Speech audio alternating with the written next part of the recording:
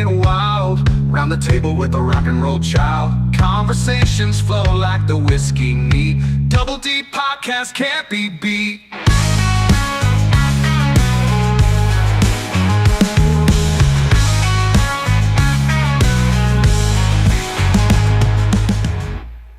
Good morning. Welcome to episode 10, Dustin. We made it to 10. Double D podcast, David and Dustin, Monday, September 30th. Very last day of September, and I guess here in Florida we can say it's sort of feeling like fall. I think it dipped below 90 maybe this morning, so that's exciting. But we've got a lot of stuff to talk about today. Dustin, I'll let you kind of kick it off for us. Yeah, welcome everybody. Thanks for sticking with us through the first 9 episodes. So we're on 10 today.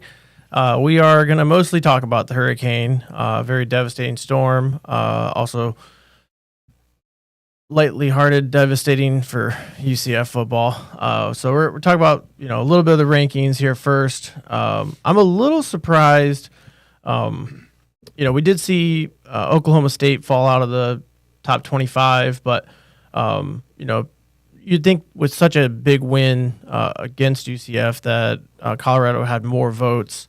Obviously a lot of votes for Boise State, Pittsburgh, Arizona, and some of these teams here, Louisville still ranked, quite a few one-loss teams here. Obviously Georgia deservedly a one-loss team, and that was a wild game, huh, Dave? Wild game, man. Kind of tale of two halves.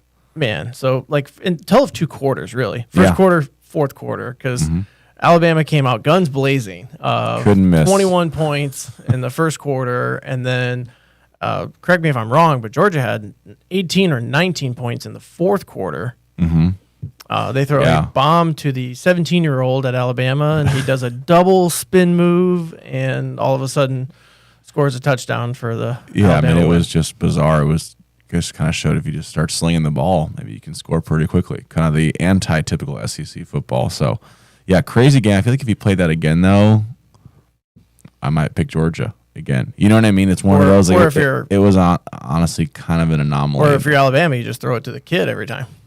Yeah, it's kind of just throw the ball up and see what happens. It's kind of what it seemed to be. Well, speaking of throwing the ball up, Colorado was so dangerous in the game. Obviously, UCF with 4 turnovers, but tons of offensive production. I mean, really, the game was equally matched from time of possession, almost equally matched in yards, but where it wasn't equally matched was completion percentage. So Colorado was lights out completing passes, didn't have as many third down conversions because they didn't have as many third down attempts.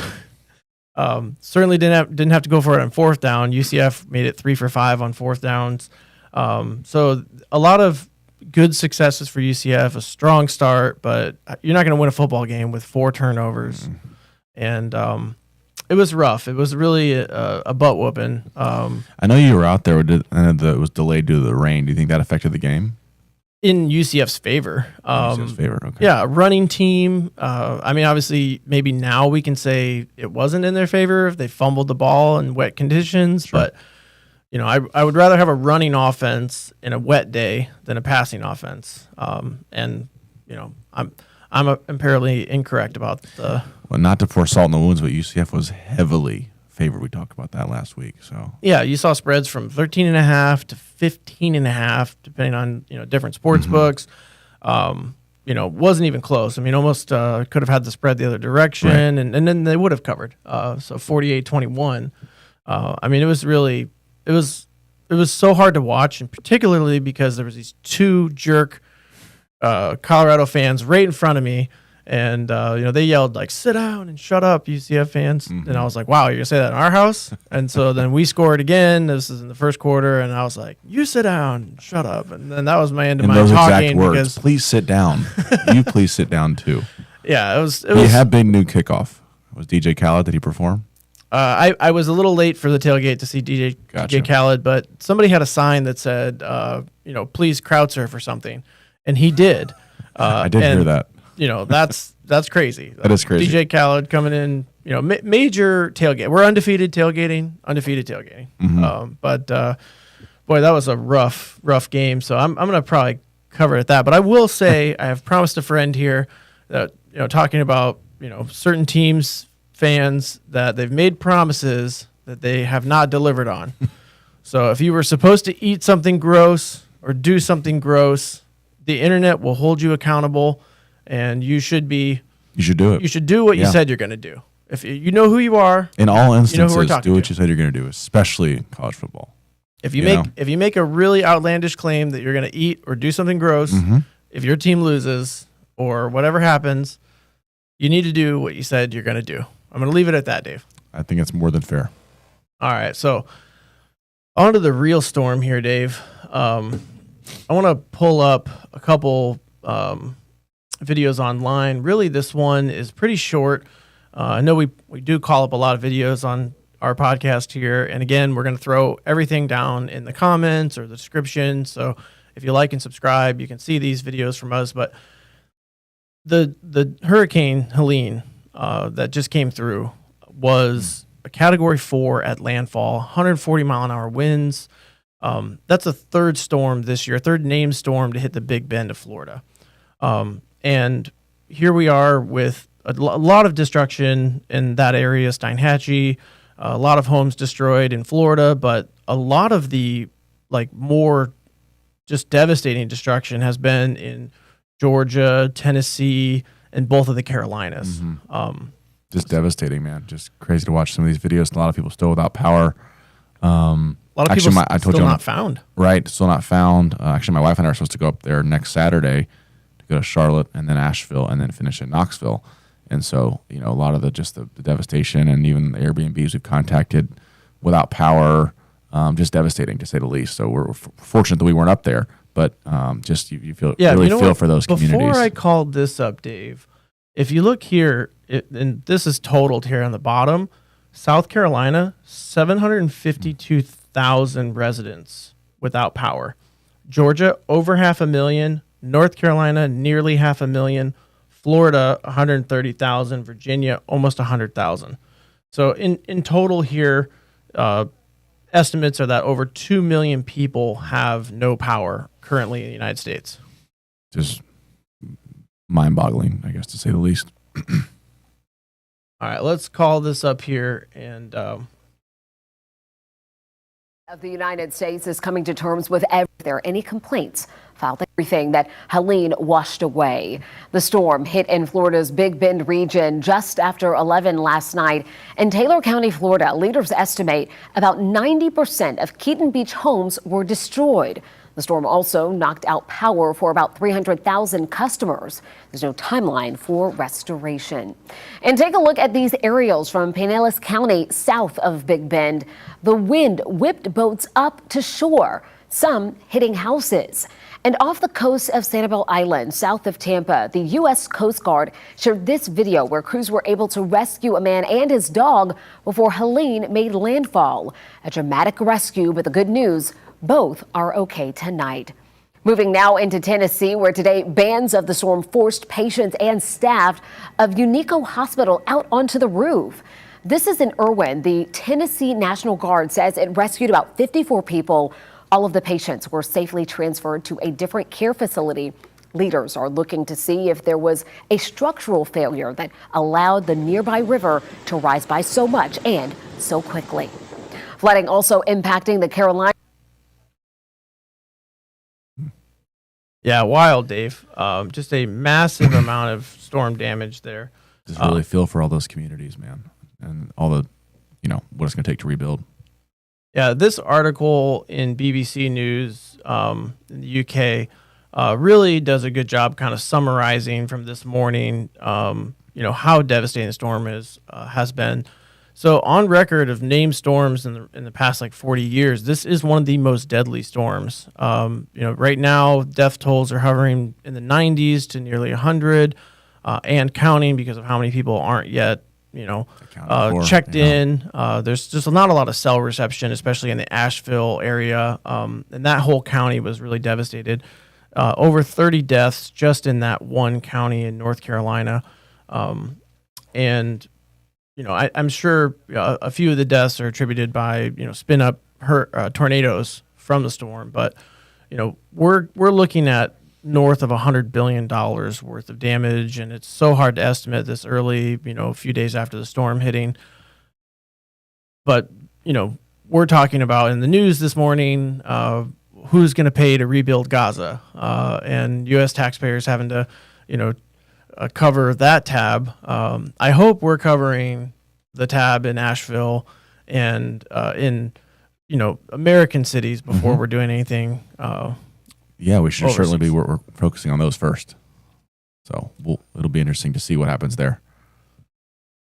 But yeah. So just awful, man. I mean, if you really feel for all these different places, and what's, I guess, odd is that you don't typically see this kind of the flooding, the mudslides, the hurricanes having this much of an effect that far north and inland. I mean, Asheville's not near any sort of water. I mean, it's up there in Tennessee as well. So that's, at least that I can recall, some of the most devastating things. It's not just, the rivers flooding and whatnot, like from an actual hurricane and whatnot.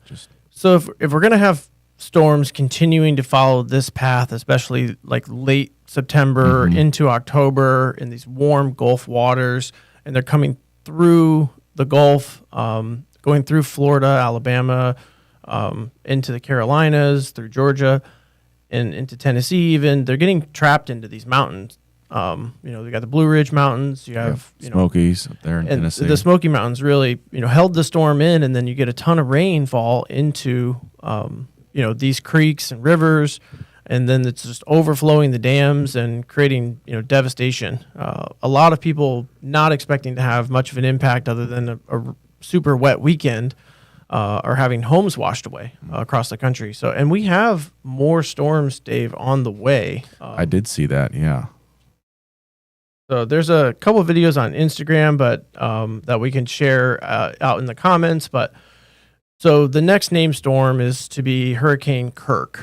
I believe I guess they're skipping I, J, and then K. So I don't know if we're going to have an I or a J, but this storm here out in the Atlantic right now is projected to intensify this week to hurricane status. There's another storm tracking in the Caribbean that could intensify, but I think a lot of folks are saying, the weather experts, that potentially this is another major hurricane coming. It is too early to forecast these things. If you look at the projected forecast, these are, I think, pretty known as unreliable this early. I mean, even during the storm, they don't know exactly where it's going. So, yeah, I mean, it can change, drop of a hat for sure. I actually think about it. I think there is a Joyce that's out there, so that would be the J. So there if must it gets be named, yeah, it's out there. But yeah, that's the next week or two. It seemed like there were a couple that could be heading our way. But like you said, things can change so frequently. And so, Dave, obviously you're changing your travel plans, I assume. Yes, everything is canceled and changed. So we're very fortunate that we weren't up there, honestly.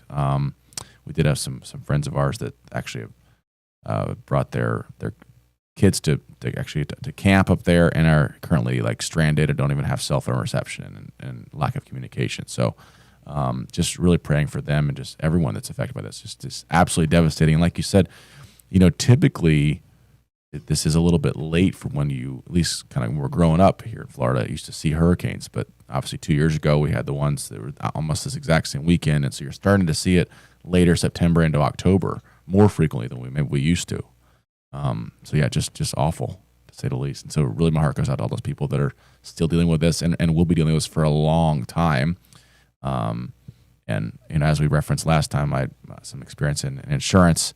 I know the process that's about to start. It's just going to be painstaking for lots of people with claims and estimators and try to get contractors out there. Just so many different things that are just beginning.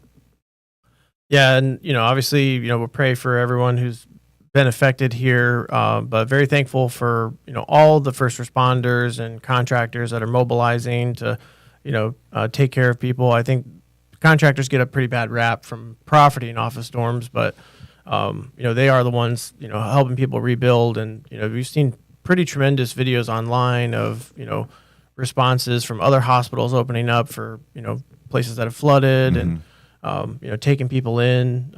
The American Red Cross certainly mobilizing quickly, and hopefully we don't have to talk about another hurricane on the podcast coming up. I think for next topics, looking forward to see what happens in this vice presidential debate that we have coming up, if it occurs. There's some rumoring that there might be a back out, but and then I believe it's today or tomorrow we're going to hear any news and effects of the port strike. So we have 45,000 union workers, I believe so, yeah, that may be going on strike. They want an hourly wage increase of over $20 an hour, more than they currently make. And we're starting to see the effects of all the importing that we do as a country. Even the storms delaying ports for just a day or two, has a major impact on actual, price increases here for everyone. How long it takes to get things delivered. And if the ports strike, I think we'll see some higher prices on goods because there's just typical supply and demand. Right. So, yeah, and also that you're beginning to see the effects of automation. I mean, if that's part two of what they were striking about is not just the wages, but they don't want everything to be automated at these ports. They want to have their jobs, and so of course, rightfully so. But I think this is something you've been hearing more and more about. Kind of was AI a couple of years ago. Now you hear more about automation of things, but to really see it hit home and hit such a large amount of people, potentially go on strike, which, like you said, for us will delay timelines, even and in countries prices and everything. That's a real effect. Even in countries that and I'm not an expert on international labor laws and income, but I would venture to say that Mexican wages are lower than the United States. Hence the flooding of immigration to the United States from Mexico, and the new ports being built today in Mexico are built with a lot of automation and less workforce per unit of import. And a lot of goods are going to flow through ports that have more automation and don't have as high of a cost. And people think that there's just record shipping profits, but as one expert points out in a video that we'll post here, ports operate at like a 5 to 6% profit margin. In comparison, Coca-Cola as a company is like 20 to 22% profit margin. So you look at gross revenue for companies and think they're making billions of dollars, but they're netting millions of dollars, right, with billions of dollars of revenue. So it's not always just as you see portrayed. They're making billions of dollars. It can be thinner than you think, and it's a business that's highly competitive. Ports compete for goods to be imported there. So I'm no port expert, but it might be a good guest we could bring on to the show here because yes, we do know a couple down here. So hopefully we can talk about that and not these developing storms on upcoming episodes. I'd love to get back into some more college football, but obviously today our hearts go out, our prayers go out to everyone affected by the storm, Hurricane Helene, and that are continuing to be affected because this is not going to just be, just what happened last weekend. This is going to, continue to affect Americans for some time. Yeah, absolutely. And like you said, I'll pray for no additional storms to exacerbate the problems. But we'll pray that those communities can rebuild and recover and be hopefully more ready for if something like this happens again. I'm not sure how much more they could prepare, but certainly like I said, our hearts and prayers are with them. Yeah, we've had enough storm damage in 2024. Yes, we've hit our quota. All right. Well, signing off for today, episode 10. Thanks again, viewers. Please like and subscribe, and we thank you for being here.